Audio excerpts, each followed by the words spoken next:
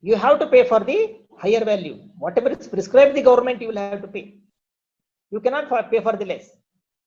So if you pay stamp duty only for the amount on which you have purchased the flat, then you will be issued a notice for the undervaluation, and it will not be registered on the spot also. Okay. The document will be confiscated by the authority.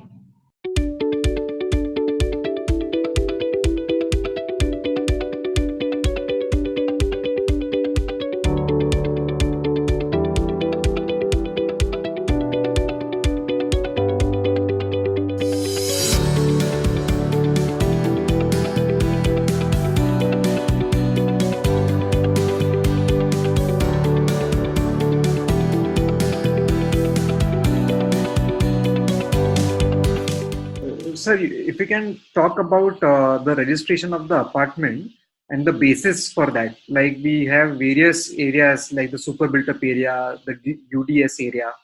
How are these calculated, and what are the procedural formalities of registration of the flat and necessary stamp duty and registration charges?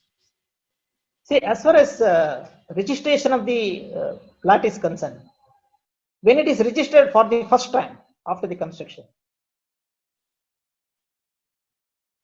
based on the availability of the immobile land, that will be divided amongst, as many flats you are constructing. If there are 50 flats, the land available will be divided amongst 50 people. Proportionately. Suppose if there are 10,000 square feet, divided by 50. Or else sometimes what happens, builder will keep some extra land for himself for the future development, because for future purchasers, because now TDR is available. Okay, if the TDR is available, they will use the TDR and they will make further constructions. That's TDR is transferable development rights. Okay, so those rights they will use it, and at that point of time they will allocate that undivided share. Super built up area is well within your apartment flat. So whatever the area available, see that super built up area includes common area. It is not just whatever that is available within the flat, and that includes the portion of the wall, everything. So including that area is considered as super built up area. So now while considering for the registration, without the sale of the immobile property, a land cannot be registered. So therefore, undivided portion is considered. What is that? Why it is called undivided? Because it is not divisible.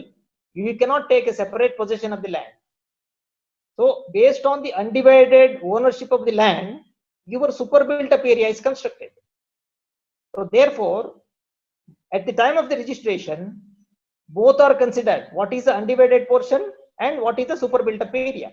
Super built up area is the property which you are in actual possession.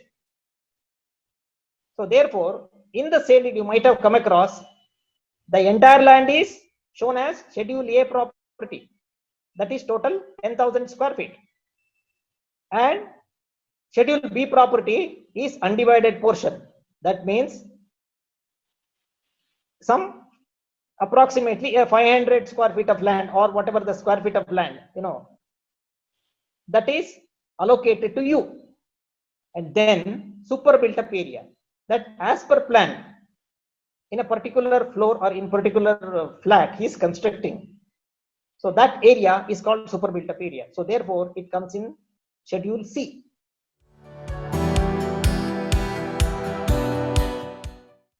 So accordingly, now as far as stamp duty is concerned, the authority will charge you whatever is prescribed, for a particular area. Now earlier it used to be assessed based on the value of the property in that particular area. Now every apartment is required to be listed in their market value list. Okay, so based on that, if suppose an apartment is valued at 50 lakh rupees in their records, so then 6.6% will be charged. So this is on the guidance or the market value by the government. Yes. But- Government, whatever the value fixed by the government, on that, the 6.6% will be, 5.6% will be charged as a stamp duty, and 1% is registration charges. Okay. So totally, they will have to pay 6.6% to the government. And this, if the value at which the homeowner has bought the unit is higher than the one that is mentioned by the government, then what happens? You have to pay for the higher value. Whatever is prescribed the government, you will have to pay. You cannot pay for the less. So if you pay stamp duty only for the amount on which you have purchased the flat, then you will be issued a notice for the undervaluation, and it will not be registered on the spot also. Okay. The document will be confiscated by the authority. So basically, it is the higher of your purchase value or the market value, the guidance. Market value. See, even if the value of your property is high also, the market guideline value fixed by the government has to be, Okay. has to be paid on that.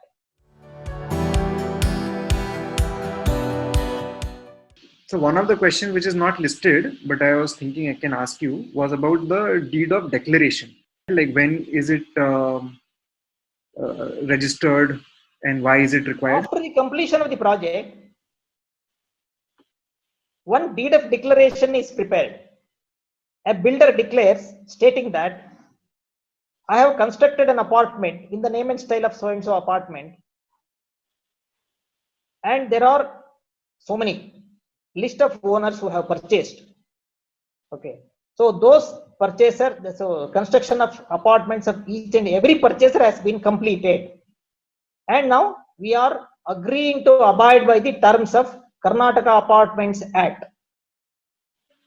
and the provisions thereof. Accordingly, they have to make one deed of declaration and register before the sub-registrar. Then automatically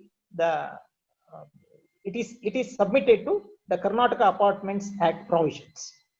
Then those provisions are applicable to the owners of the flat. Okay. So in terms of the formation of the association, what are the prerequisites and what exactly? When does the association actually become the owner of the project and the builder? Actually, that has nothing to do with the ownership of the property.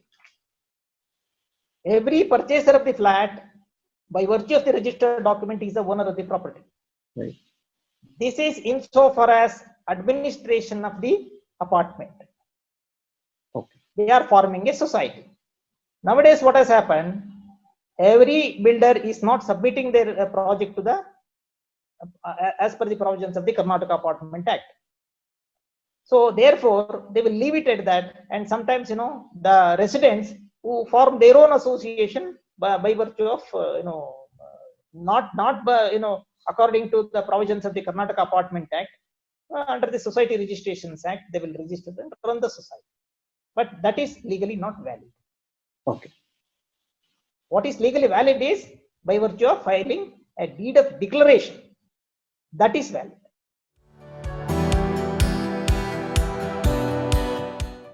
The only thing is that basically people will be most bothered about encumbrance certificates. Okay. So they are concerned about the encumbrance certificates. So where we will get the encumbrance certificate, etc. See, an encumbrance certificate, you will get it from sub-registrar office. So there is one form. There is a prescribed form for the availability of this encumbrance certificate. You will have to go there and mention all the details of the documents. Okay. Like document number, volume, page, everything will be there. Okay, those numbers you will have to mention and give the description of the property along with the schedule, east, west, north, south, etc. So then, if you give the description of the property, they will give EC for as many years you ask for. Okay. Like suppose if you want it for 30 years, you will have to mention for 30 years and pay fees accordingly. Okay. and they will issue encumbrance certificate, and wherein you will get all the details of the transactions. Okay. Why is an encumbrance certificate required by the homeowner?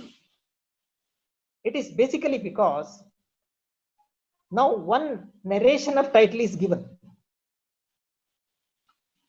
Suppose if there are any entries which are left out in the tracing of title, that you can come back and question them. Okay. What about this transaction? Suppose long back somebody created a mortgage. Mortgage is not discharged, still subsisting. That is not mentioned, missed out by everybody, not mentioned anywhere. In many cases, what has happened? A mortgage is created by a person in favor of another, private person only, not to the bank or any authorities. So in such a situation also, if it is not discharged, it is not legal. There are limitations, and beyond that, they cannot claim the mortgage. There are various legal issues. That's a different thing. But any existing encumbrance is bad for a property. Okay. So to avoid such things, you will have to obtain encumbrance certificate. Okay.